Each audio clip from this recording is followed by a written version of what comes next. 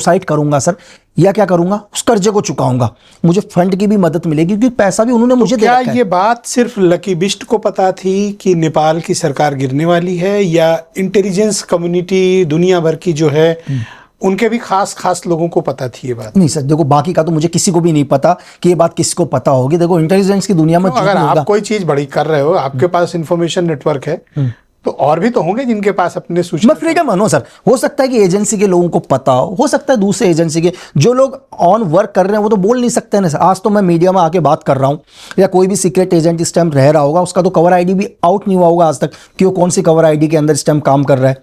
मैं तो एक इंडिपेंडेंट हूँ, सबकी एक कवर आईडी बनती है, सबकी एक कवर आईडी, किसी ना किसी की तो कवर आईडी में होगा ना सर।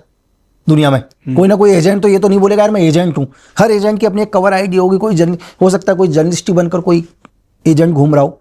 ज्यादातर को डिप्लोमेटिक कवर मिला होता है सर। नहीं, डिप्लोमेटिक कवर में क्या होता है ये भी मैं आपको क्लियर करूं सर।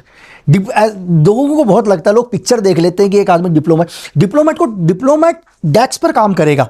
सपोज करो आज लक्की बिस्ट डिप्लोमेट कवर आईडी में कहीं भी बाहर चला जाता है, अगर क्या मैं डिप्लोमेट कवर में जा रहा हूं, क्या दूसरी एजेंसी को नहीं पता सर? आज सबको पता है कि दुनिया में जो भी एम्बेसी होते हैं उन एम्बेसी के ऊपर क्या काम चलता है। अगर हिंदुस्तान में अगर एक इजराइल की एम्बेसी हो, CIA की एम्बेसी हो, ब्रिटेन की एम्बेसी हो, हमें नहीं पता होगा कि ब्रिटेन के MI6 के कितने लोग होंगे उस एम्बेसी में। स्टाफ है कि काम के लिए लेकिन वो लोग फील्ड में काम नहीं करेंगे सर, क्योंकि जैसे वो अपने एम्बेसी से बाहर निकलेगा तो हमारी भी एजेंसी उस पर नजर रखेगी। जैसे सपोज करो ब्रिटेन की एम्बेसी से बाहर निकलता है कोई भी आदमी, कोई भी डिप्लोमेट, तो 24 आवर तो उस पर भी नजर रखती है। काम वो नहीं करता सर, काम कोई और कर रहा होगा इसी देश में रहकर जो किसी डिप्लोमेट आईडी में नहीं आया होगा। आउटसोर्स किया जाता है सर। तो जब ये ओली गवर्नमेंट गिरने की बात आई तो आपके पास इंफॉर्मेशन क्या थी, थोड़ा सा उसके बारे में बताएं कि क्यों गिरने वाला? क्योंकि जनता नाराज है इसलिए सरकारें नहीं गिरती। नहीं सर, जनता तो मेरा भी अनुभव 25-26 साल का पत्रकारिता का है। जनता के नाराज होने पे सरकारें नहीं गिरती, बिल्कुल एजेंसियों के नाराज होने पे सरकारें गिरती सर। आप सही बताओ। देखो सही तो मैंने आपको बोला ना सर। देखो क्या है, आपसे मैं लोगों को आसान तरीके से समझाता हूं सर। ओली सरकार के बहुत आसान तरीके से समझाता हूं। एग्जाम्पल देते हुए मैं उत्तराखंड में रह रहा हूं सर, मैं नैनीताल रहता हूं एग्जाम्पल के लिए, और मेरा दुश्मन लखनऊ के अंदर है कोई ना कोई। सपोज करो चाइना, अमेरिका बैठा हुआ है, दुश्मन कौन है? चाइना। अमेरिका का नहीं बनती अमेरिका के चाइना से किसी भी टर्म्स के अंदर, लेकिन अमेरिका भी चाहेगा, CIA भी चाहेगा कि एशिया के अंदर कोई ना कोई पर्टिकुलर जगह उसके कंट्रोल में होनी चाहिए जहां से वो एशिया को कंट्रोल करे सर। क्यों? पाकिस्तान है उनके पास? नहीं, पाकिस्तान तो है, श्रीलंका है उनके पास? नहीं, श्रीलंका है, पाकिस्तान है, बांग्लादेश भी उन्होंने अपने कंट्रोल में ले लिया, तो नेपाल भी अपने कंट्रोल में ले लिया। क्या है सर? पावरफुल देश है ना दुनिया का सर, दुनिया का पावरफुल तो देश है। अच्छा, मैं इससे कहता हूं कि ओली गवर्नमेंट का झुकाव तो चाइना जनता की नाराजगी, चीन से नजदीकी, CIA का रिसोर्स, ये कारण है सर। पर CIA की क्या दिलचस्पी थी ओली को हटाने में? सर CIA की दिलचस्पी ओली को हटाने में से मतलब नहीं है सर। उन्होंने ओली को नहीं हटाया, उन्होंने उस गवर्नमेंट को हटाया है जिसको चाइना कंट्रोल कर रहा था सर।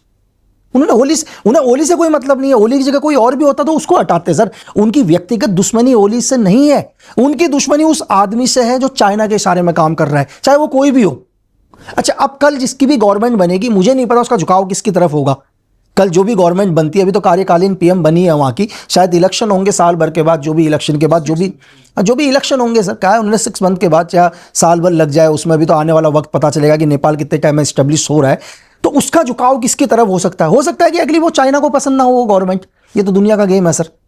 तो अभी नेपाल में स्थिरता का वक्त नहीं होगा सर, टाइम लगेगा। देखो सर, एक तो आपको ये कैसे पता था कि CIA कब से एक्टिव थी? आपने तो दिसंबर में स्टेटमेंट दिया था, इसका मतलब कि कोई भी एजेंसी काफी समय से एक्टिवेट थी। सर, कब से एक्टिव थी मैं आपको बताता हूं सर। CIA वहां छोड़ दो, हमारे देश में कब से एक्टिव होगी ये बता नेपाल बताओ। मैं लोगों को समझ में आ जाएगा। 1947 में हम आजाद हुए सर। दुनिया की हर एजेंसी हमारे देश में एक्टिव सर, हर एजेंसी। हम 15 अगस्त 1947 को आजाद हुए ना सर। अगर मैं बोलूं कि जिस दिन आप आजाद हुए, महज उसके दूसरे तीसरे दिन से हमारे देश के अंदर भी एक्टिव हो गए होंगे। तो नेपाल में कब से एक्टिव है तो डेट बताना बहुत मुश्किल है। हो सकता है कि मेरे पैदा होने से भी पहले एक्टिव ऑपरेशन ओली कब लॉन्च किया? जब दिसंबर में आपको पता था तो इसका मतलब उसके पहले से लॉन्च हुआ होगा। उससे पहले डेफिनेटली सर। काफी पैसे लगते हैं, रिसोर्स सर। मैं वैसे छोटा सा एक एग्जांपल बता देता हूं, लोगों को और समझ में आ जाएगा। थोड़ा पब्लिक को एक व्यू देता हूं सर मैं। लोग बोलते हैं यार आज पूरी दुनिया के अंदर उथल पुथल चल रहा है, धरती में हर जगह आप देख लो, यूक्रेन रशिया का वॉर, वहां इजराइल का गाजा का वॉर, पूरी जगह में वहां सीरिया की गवर्नमेंट गिर गई, लेकिन आपने दुनिया की एक एजेंसी को कभी नाम नहीं सुना सर कि उसने कोई ऑपरेशन किया। आप हमेशा CIA का नाम सुनते हो, यार CIA ने ये कर दिया, CIA ने वो कर दिया, CIA ने कर दिया, मोसाद ने ये कर दिया, मोसाद ने ये कर दिया, लेकिन दुनिया की आप ISI का सुनते हैं, यार ISI ने ये कर दिया, लेकिन वर्ल्ड की सबसे खतरनाक एजेंसी के बारे में तो आप सुनते ही नहीं हो सर, जो धरती की सबसे खतरनाक एजेंसी है सर, MSS, दुनिया की सबसे खतरनाक एजेंसी MI6। उसका आपको क्या लगता है, जिन अंग्रेजों का सूर्य कभी अस्त नहीं हुआ, एक टाइम पर पूरी दुनिया उनकी लगभग गुलामी थी सर, तो इसका मतलब जिन अंग्रेजों का सूर्य अस्त नहीं हुआ, क्या उनकी एजेंसी चुपचाप रह सकती है सर? आप एक बार सोचकर देखो सर कि जिनका सूर्य, जिन्होंने पूरी दुनिया में अपनी हुकूमत करी हो, वो MI6 कभी शांत रहेगी? पर ग्लोबल पर्सपेक्टिव में अब उनकी कोई बहुत इंपॉर्टेंट रोल नहीं रह गया है। मैं आपको एक कहानी बताता हूँ। 1945 के अंदर आप एजेंसी के ऑपरेशन कब एक्टिव होते हैं? आपने मुझे बोला ओली का ऑपरेशन कब लॉन्च हुआ, तो हम 1945 में एक ऑपरेशन लॉन्च होता है। कब होता है सर? हम तो आजाद भी नहीं हुए थे। 1945 के एंड में ब्रिटेन के प्रधानमंत्री हुआ करते थे चर्चिल, उस टाइम के, तो उन्होंने एक ऑपरेशन लॉन्च किया जिस ऑपरेशन का नाम है अनथिंकेबल। बहुत मुश्किल नाम है, इस ऑपरेशन का नाम है अनथिंकेबल, यानी कि कल्पना से भी परे है, जिसकी हम कल्पना नहीं कर सकते। वो इस ऑपरेशन को लॉन्च करते हैं ब्रिटेन के प्रधानमंत्री, और MI6 इस ऑपरेशन को लॉन्च करता है और इसका नाम दिया जाता है अनथिंकेबल। इसका पहला मकसद होता है कि उन देशों को खत्म करो जिन देशों ने नाजियों के खिलाफ वॉर किया। एक सेकेंड वर्ल्ड वॉर में कुछ देश जिन्होंने नाजियों के खिलाफ हो गए, जर्मनी के खिलाफ, अब वो देश कहीं पावर में ना आए तो इन्हें आपस में लड़ाओ। इस ऑपरेशन का पहला टास्क था सर। दूसरा काम क्या था इस ऑपरेशन का, अनथिंकेबल का? इसका दूसरा काम था कि किसी भी कीमत पर USSR को खत्म करो सर। इस ऑपरेशन का, अनथिंकेबल का, 1945 में अनथिंकेबल शुरू हुआ, चर्चिल भी खत्म हो गए, ऑपरेशन फिर भी चल रहा था। 1991 में शायद USSR को तोड़ा। यहां पर ऑपरेशन अनथिंकेबल खत्म नहीं हुआ सर। क्यों नहीं खत्म हुआ? क्योंकि MI6 ने जो सोचा वो नहीं हुआ। फिर भी रशिया निकल कर आया और रशिया एक बहुत पावरफुल देश बना। रशिया पावरफुल देश बना तो ऑपरेशन 1945 का ऑपरेशन अनथिंकेबल कंटिन्यू चल रहा था सर। किसी भी कीमत पर रशिया को खत्म करना, ठीक है। धीरे धीरे ऑपरेशन चल रहा था, ऑपरेशन फिर भी चल रहा था। इसी ऑपरेशन का सहारा लिया, यूक्रेन को प्रॉक्सी बनाया। यूक्रेन को प्रॉक्सी बनाया किसके अगेंस्ट में? रशिया के अगेंस्ट में। नाटो की, हम तुम्हें नाटो देते हैं। अब रशिया को अपना बचाना था, रशिया ने क्या किया? यूक्रेन के ऊपर वॉर शुरू कर दिया। ऑपरेशन अनथिंकेबल का हिस्सा सर। सब कुछ चल रहा है फिर भी। तभी क्या होता है, ईरान इनडायरेक्ट तरीके से ड्रोन की मदद शुरू कर देता है। किसको? रशिया को। डायरेक्ट फ्रंट में आ जाता है। लेकिन ऑपरेशन अनथिंकेबल तो अभी भी चल रहा है ना सर, रशिया को बैकफुट फेंकने के लिए। लेकिन ईरान को कैसे खत्म किया जाए, एकदम से क्या करते हैं, इजराइल को भी क्या कर देते हैं, ईरान के अगेंस्ट में कर देते हैं। तो मैंने क्या बोला सर, जब 1945 में एक ऑपरेशन शुरू हुआ जो आज भी खत्म नहीं हुआ, तो सीक्रेट सर्विस की दुनिया के बारे में हम कभी सोचे? तो आप MI6 को CIA से ज्यादा रिसोर्सफुल प्लान मानते हैं? बहुत बहुत पावरफुल सर। वो चर्चा में कम रहते हैं, आते नहीं है सर, बैक गेम, बहुत ही बैक गेम सर। सरकारें गिराने में सक्षम है, मतलब मैं कहना चाहूंगा ऑपरेशंस में सक्षम है सर। एक्चुअली क्या MI6 क्या है, MI6 कभी खुद फ्रंट पर नहीं आएगी। CIA को फ्रंट पर कर देगी, मोसाद को फ्रंट पर कर देगी, लेकिन गेम प्लान पूरा MI6 का होगा सर।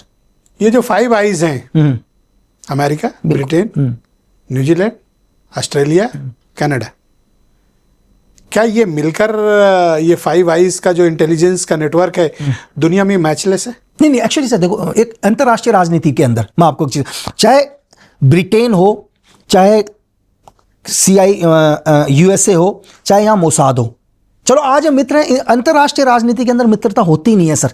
यहां कभी किसी से मित्रता नहीं होती। यहां रिश्ते कभी भी दिल से नहीं बनते, सिर्फ फायदे से बनते हैं। अगर आज अमेरिका और इजराइल दोनों बहुत क्लोज हैं एग्जांपल के लिए, कल हो सकता है सबसे बड़े दुश्मन भी हो जाएंगे सर।